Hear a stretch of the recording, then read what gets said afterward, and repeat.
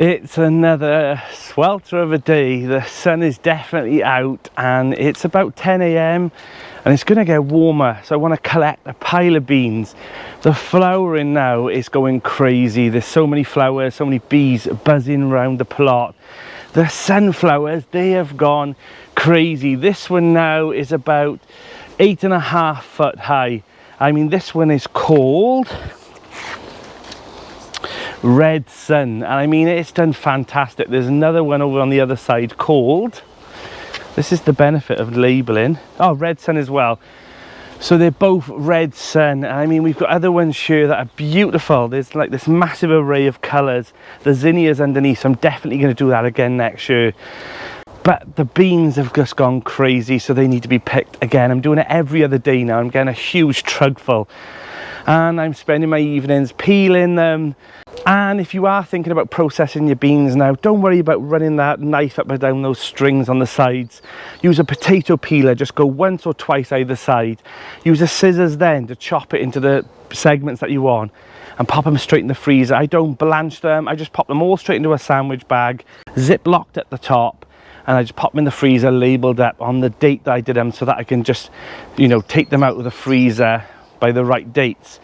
But I also want to show you the zebrune shallots that I sowed from seed. Some of those are ready for harvest, and honestly, best thing I've sown this year. So the plot is either thriving or dying.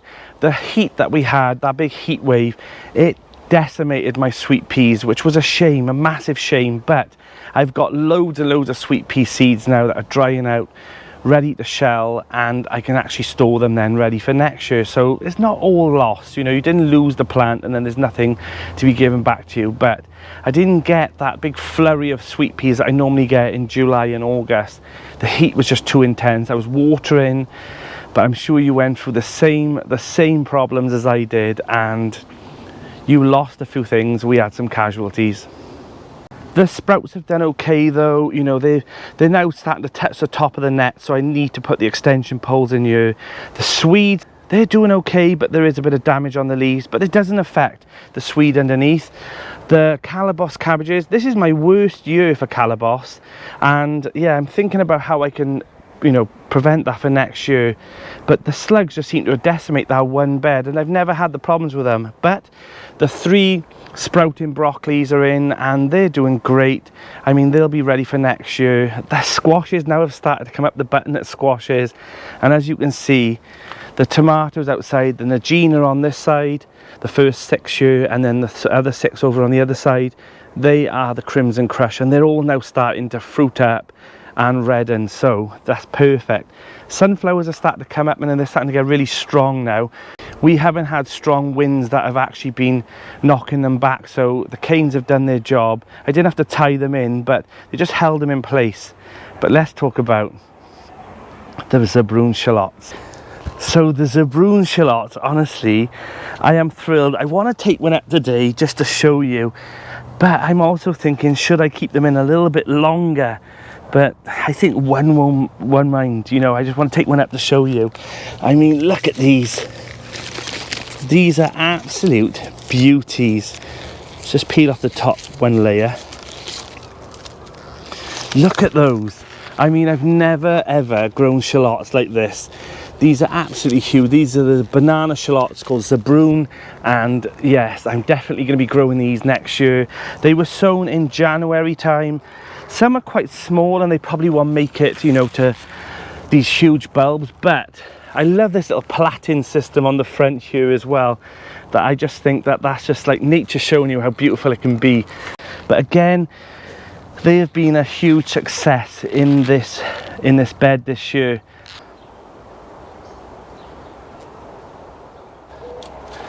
The beans are just going crazy this year, and I'm sure I'll go back through again and I'll find a big handful to put into this trug. But look, so far so good. I mean, I'm getting these now, like I said, every other day, And at the time I think, oh, this is a tedious job, you know, processing these and ready for them to put in the freezer. But I am having some beautiful meals from these as well. One of my favorite things, and I've mentioned it many times, is some new potatoes boiled in some salted water, butter on the top, and then these as well, boiled or steamed with some smoked bacon and a little bit of butter on the top of the beans as well. And I've also took them up to my sister's house as well, and I had them there as well, so we've had quite a few meals of those, and they're just a childhood meal. Reminds me of my grandmother. And we used to get these from my uncle Terence, who had an allotment years ago. And yeah, but the fact that we've got these now, a bit tedious to process now, but later on in winter I'll be thankful that I actually spent that time to store them in the freezer for those later months. Now, one thing that I've kind of reflected on and thought, you stupid boy Danny, I actually put out all my tomatoes out later because I used the polytunnel for the overwintering brassicas, and that's fine, but it meant that I couldn't put my tomatoes out for about 6 weeks later than other people. And also on top of that, you stupid boy Danny again, you didn't do any salad tomatoes. You've done some cherry ones, but most of these are canning and they'll be, you know, harvested later on in the season. So we're getting there now, but I'm not having any red tomatoes because, again, you stupid boy Danny, most of the tomatoes in here aren't actually like, you know, traditional red tomatoes. We've got a few Heinz ones that aren't doing the best, but they're doing okay. Most of them are all those fancy colours, which are okay. They're all perfect for canning, which is what I wanted to do. But I just wanted a few more red tomatoes now, which I haven't got. However, down here I spy a beautiful Sergeant Pepper. I mean, look at that. It is ready now, I think, but I'm going to leave it another day just to finish ripening up. But, oh God, look at it. That's a beauty. Most of them are green. Oh, we've got a few here. These are starting to soften up as well. You'll know because you can squeeze them a little bit. This one is the blueberry dessert. This plant didn't do very well. It didn't go very high, but maybe that's how it's supposed to be. I don't know, but it didn't do the best. But we've got a few fruits, so that's good. We've got a few gigantimos and also some midnight romas, but we've had a disaster. Look what I found here. I think that's a rat hole. Oh, it looks huge, so I'm worried that the baby rabbit has started burrowing in here. So yeah, a little bit of inspection of that will have to be done. Maybe I'll pop the camera up and then we'll have a see what goes on overnight. So there are always pests and problems and produce, but that's all the fun of it. But yeah, let's crack on and get loads of jobs done again today.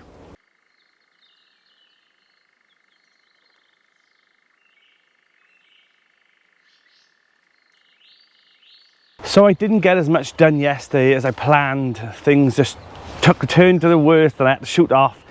But I've come over because there was a few things that actually were concerning me yesterday when I had a look. The sunflower here is drooping a bit, so I'm going to give it another good water. I don't know why. Maybe there's just too much drainage in here because the compost is okay, but I don't like the fact that all the leaves on the sunflowers are drooping a bit, and that's a telltale sign that it needs more water.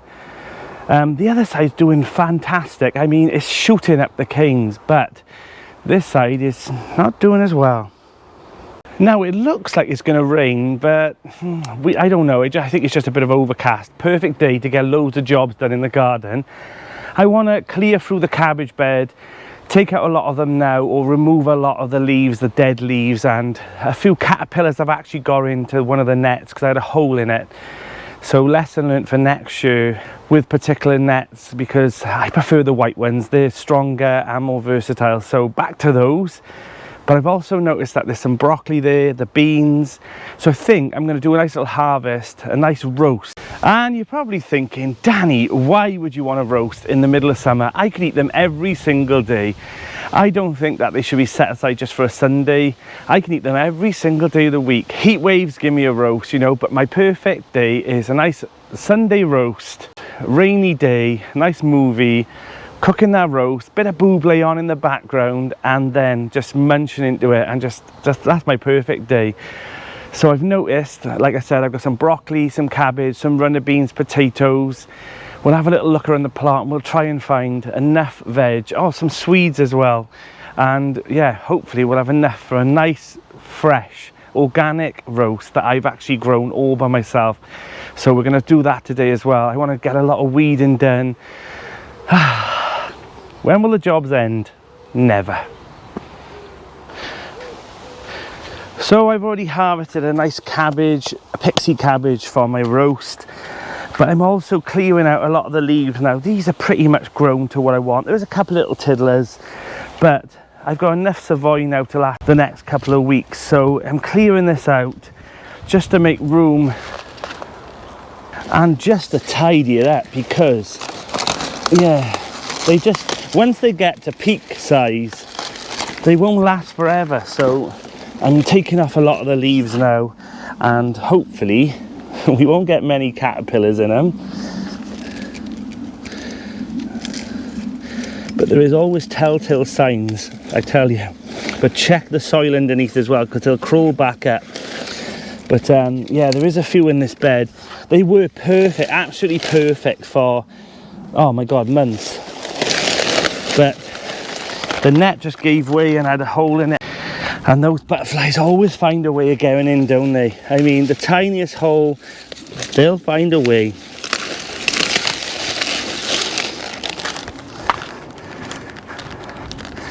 So I've got my cabbage, and I've also picked some runner beans as well. So I mean, they're the best when they come fresh off the vines. So these are going to be steamed within the next hour or so, and I cannot wait. So let's check if we've got any broccoli, because I think there's a nice one over there. So let's have a look. So let's have a look in here. Yes, I mean, if I left him another day or two, he probably would blow. So I mean, that's not bad. So I'm happy with that. That'll pop in the truck as well. So yes, I'm going to leave these in here now as well, because if you take a broccoli head off around the outside, then you'll get some more florets then for next month or so. So don't be, too hasty and try and rip out the plant. But there's nasturtiums, honestly, everywhere. I need to really rethink this plot next year. But have we got any more coming?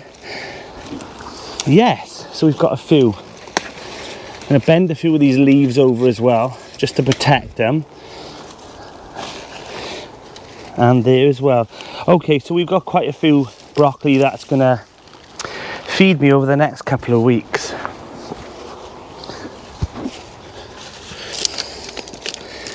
Right, swede. We want quite a decent sized one, but not too small.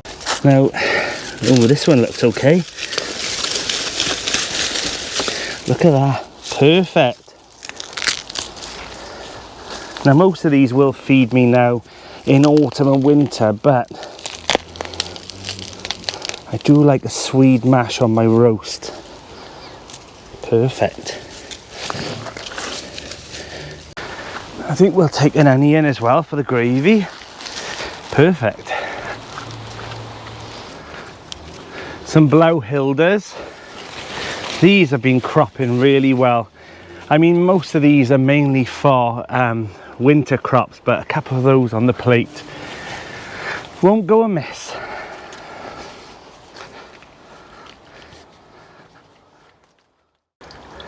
Now, my Romanesco and my cauliflower at the back of this trellis, they've all blown, and it was due to that excess heat that we had. But it is what it is. But it's a gutting, because I was really looking forward to the Romanescos, especially this year. They're like a broccoli and a collie put together, and they give this nice nutty flavour to it as well. But yeah, you win some, you lose some.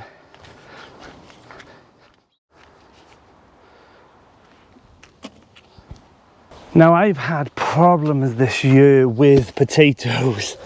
Now, was it the growing? No, it was the dryness. We've got some here, so it's okay. But I've had a lot, and I think it's rats going into the buckets and digging down. So maybe that location at the back of the tunnel is too quiet, and they're just eating my crops. So yeah, back to the drawing board with that one as well. But we're still getting some nice some nice potatoes. I mean, that's not so bad. I mean, we've got a cabbage, some beans, broccoli, swede, onion, sage for the stuffing, some blauwhilde beans, but we've got some potatoes. Some of them got some scab on it as well, so yeah, that's not ideal. But yeah, potatoes this year hasn't been the best for me due to the blooming rodents, but I'm happy with that. And thinking about it, thank God I grew those potatoes in the bed on the fig and olive plot. There's less disturbance over there from like rodents, and which is quite strange because that's quite a quiet plot. But at the back of the new plot, it's fair game really there. There's a big massive hedge, it's all farmland behind there, and also the polytunnels shading them as well from predators. So they're just coming out, living their best lives in those potato buckets. So a lesson has definitely been learnt this year. I knew when I was doing it as well, I thought this is a gamble, and it was a gamble I should not have taken. So, you know, it is what it is, it's done, but we'll move on. Maybe next year I can put them in this area here. Maybe I could move one of these beds out and have a dedicated potato bucket area here. I mean, there's more traffic here, or over on this area, because the beans will be moved down next year, and I could put it on the fig and olive plot and have a nice dedicated area there for potatoes. So yeah, it's definitely that time of year now where you look at your mistakes and you think, let's write these down ready for next year's planning, because you'll forget and you'll do the same mistake again. So yeah, now's the time to be evaluating your crops, what worked, what didn't work, and writing them down and learning from it for next year. The sunflowers, however, this year are put on such a display. I mean, I can't complain. I mean, they're just absolutely stunning. I mean, they are shooting up now. And I'm so pleased that I put this display at the front of the plot next to the beans, and as you can see at the back there, all the autumn beauty now is starting to come out a little bit earlier than usual, but they're still welcome. It's just nice to see a bit of colour on the plot.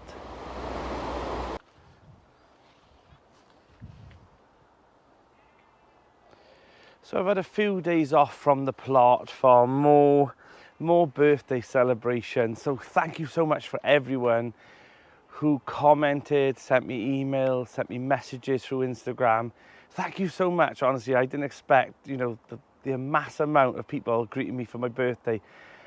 It was such a great week. I had so many little, you know, coffee dates and meals and little parties and spa days and everything all put into 1 week, and it was absolutely fantastic.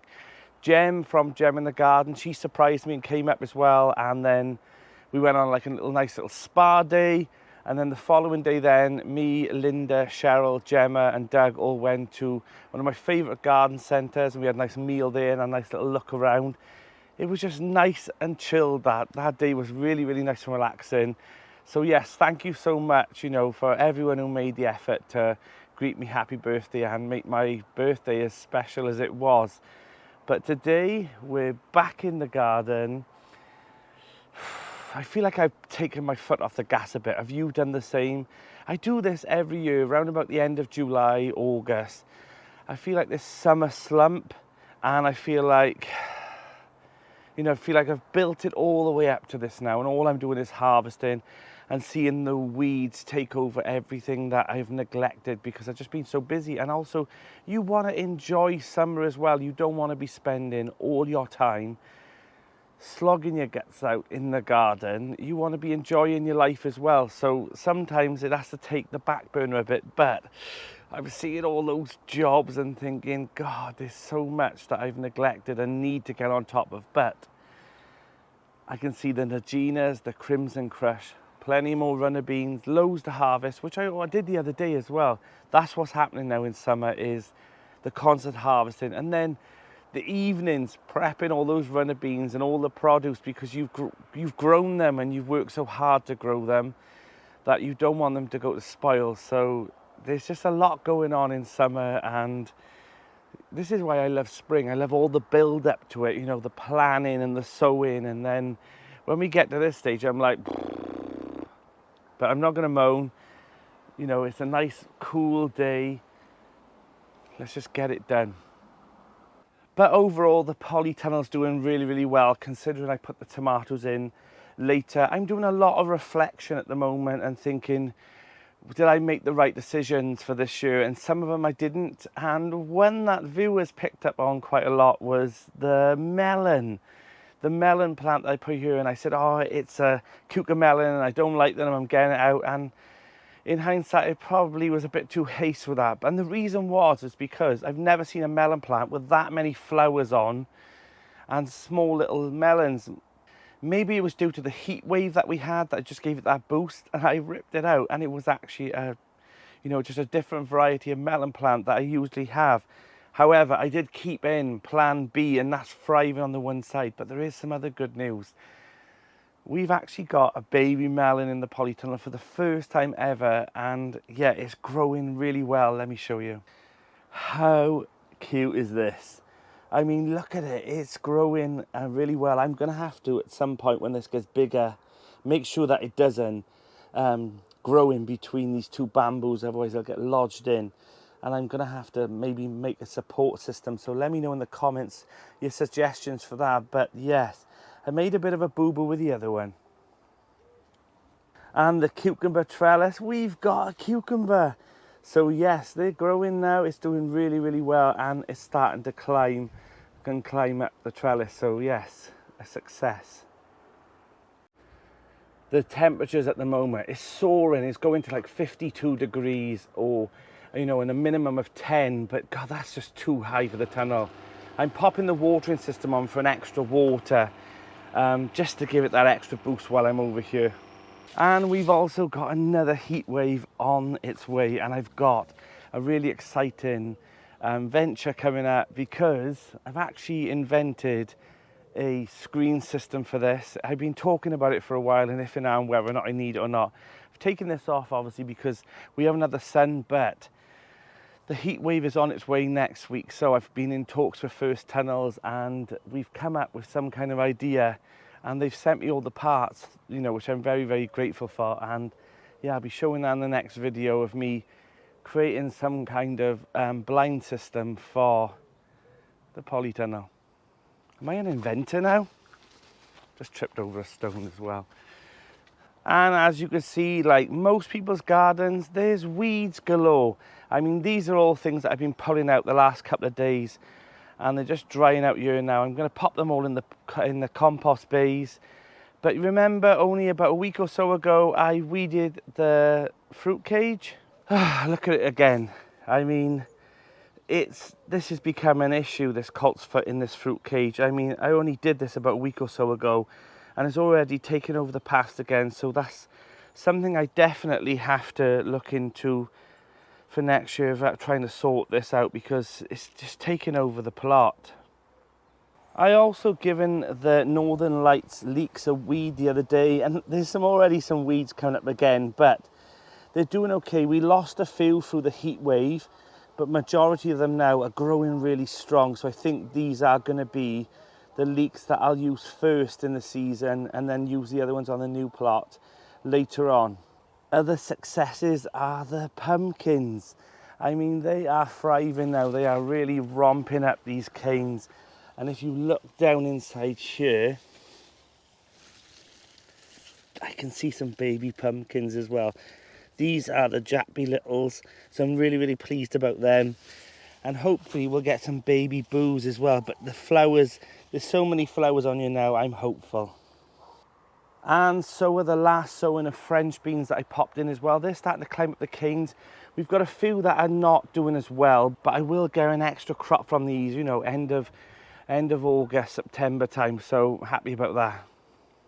The Blauhilders are still doing their thing. I mean, there's some more on here now. Every 2 days, I'm coming over and picking bean after bean after bean and processing them. And I know later on in the summer, it'll thank me when I've got a freezer full ready for autumn and winter, so I'll be happy about that. The Tickle Pink apples, God, they're coming on now. I mean, they're doing really well. I think I've got about 12 on here, 12 apples, and I mean, they're coming to a decent size now. But yeah, another month I think. But yeah, they're not quite there yet, but I've shown you these many times. I cannot wait to harvest these, I really can't. So yeah, there's been many successes this year, but also, you know, life does get in the way sometimes, and some things have, you know, taken the hit a little bit, and you know, with a heat wave, it just knocked things for six. But another thing that's been a little bit of a concern for me is some of the sunflowers. Now, a few weeks ago, the ruby eclipse died here, and I didn't know why. It just died. It did the same thing as this one, and this one is doing the same thing. Now, I've been watering it, and for some reason, this bed seems to be affected by it. I don't know why, especially it started here, and there's a couple of flowers under here as well that are actually, you know, dying back. So I'm wondering whether or not there's something in the soil or something that's just not agreeing with us, because this is just withering and dying. However, this beauty, which is a red sun, is actually hitting 10 foot now, and it's still climbing. There's not a head on it yet, but it's just booming. I mean, this one was supposed to be the same variety, but this one is doing me really proud here. It's just shooting up. I mean, it's completely going into the sky now. But I'm really impressed with it. The Italian whites, they're looking beautiful as well. There's a lot of multi-heads on there. In reflection, I probably should have put that in the middle of the you know, the trellis system, because it is taking over the path a little bit. But you know, you learn from those things, and I'll do that next year. But I mean, I know you will get some dieback of some, you know, and then others will come. But this one, such a shame. So I've picked a pile of beans and also some tomatoes off the Nagina plants and the Crimson Crush. So I'm happy about those, but I thought it's time now to harvest the zebrune shallots. I mean, they are absolutely beautiful. They're the biggest achievement this year, I think, because I've wanted to grow these for so many years and have had so many failures with them. But let me show you them. Look at these. I mean, these are ginormous shallots. I mean, these will be perfect through winter, and I'm definitely going to grow these again next year. I mean, I think I started them in like January time, February, in modules in the polytunnel, and look at them now. I mean, for comparison, look at that compared to my hand, you know. They're just huge. So yeah, I'm really pleased with them. And these were interplanted with the garlic. It was about a month or so before I was going to pull the garlic. I had no room for these, and I thought, I need to find room, otherwise they're going to just die in this cell. And I'm glad that I took the gamble and I popped them in between. And look at them now. One of my best harvests this year. Some are a little bit smaller than others, but the majority of them are huge. There's more than enough here. And the good thing about shallots is they store much better than onions. So if you are, you know, thinking of that you want something for winter stock, grow shallots, because I'll use the onions first and then these later on the season. And these are perfect in like gravies and sauces because they've got a milder taste. I'm Danny, and this is Grow Up.